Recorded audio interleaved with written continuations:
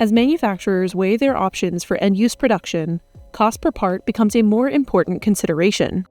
Many businesses only factor in material cost when calculating cost per part, rather than also factoring in labor, electrical usage, and things like that. However, even when solely looking at material cost, there are multiple factors to consider. Use this video to learn how to calculate price per part for both SLA and SLS Formlabs printers. If this video helps you learn more about Formlabs printers, please like the video, and thanks for watching. We'll start with configuring inputs for resin part cost in Preform. First, open Preform with an SLA printer selected.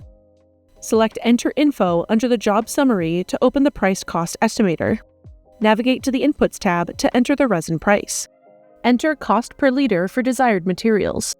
If modeling bulk discounts, adjust the price per liter to be the price after the discount. Note that the price cost estimator is unitless, so match the cost per liter to your desired currency.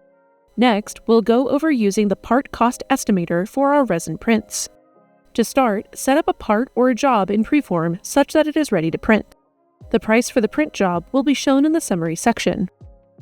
To calculate per part cost, hide other parts in the job or divide the part cost for the job by the number of parts for multiples of the same model.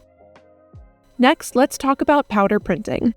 When SLS printing, unsintered powder is reused. To maintain high-quality parts, new powder is mixed with used powder for subsequent jobs.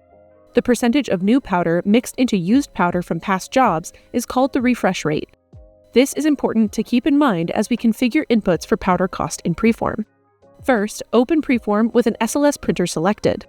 Select Enter Info under the job summary to open the price cost estimator.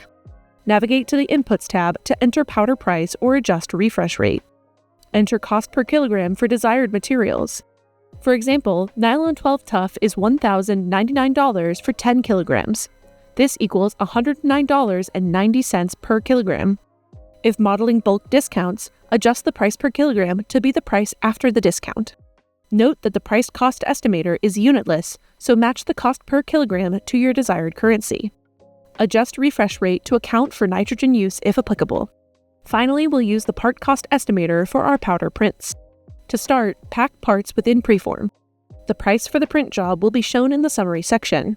The total print cost is the total price calculated as part cost plus excess powder. Part cost is defined by the amount of sintered powder generated in this print. Select the part cost estimator price shown in the summary section for more details and a downloadable CSV. Per part cost is shown in this detailed view. When the mass packing density is less than the refresh rate, there will be excess powder generated by the job. When used powder accumulates in the powder supply faster than what is needed to continue printing, excess powder can build up and increase printing costs. Pack densities and powder use on individual jobs can equalize across multiple jobs, so what matters most is the average excess powder used across jobs printed. In this example, all of the bike pedals cost $3.44 of sinter powder. The per part cost of the models in the efficient build is $3.44 without any excess powder.